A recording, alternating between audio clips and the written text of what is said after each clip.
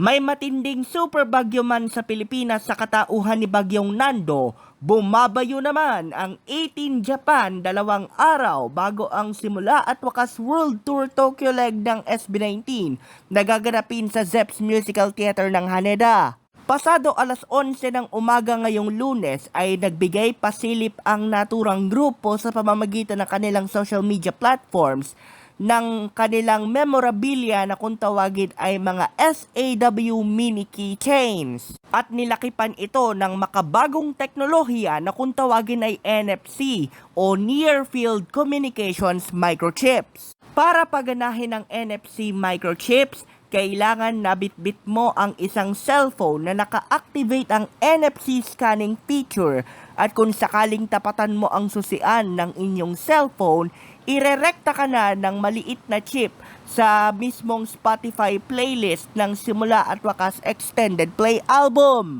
Isang freebie ang mini keychain ng 18 Japan para sa mga kapwa taga-suporta ng SB19 na nandidiyan at tumangkilik ng kani-kanilang mga SAW-themed unofficial merchandise. Maski sila ay hindi na rin makapaghintay na magkita-kita kasama ng mga 18 sa Zeps Musical Theater ng Haneda upang panoorin ang pangalawang tapak ng P-Pop Kings sa Land of the Rising Sun. Alas 7 ng gabi Japan Standard Time ng Miyerkules ang mismong simula ng pagtatanghal ng P-Pop Kings at hinihintay pa natin sa mga oras na ito ang mismong abiso ng kanilang bagong concert promoter na Live Nation kung ano nga ba ang magiging oras ng sound check period o yung panahon na magkakaroon ng early access ang mga nakabili ng mga pinakamahal na tickets with sound check privileges para makita ang paghahanda at pamamaraktis ika nga ng mismong kanilang mga iniidolo bago ang totohanang palabas.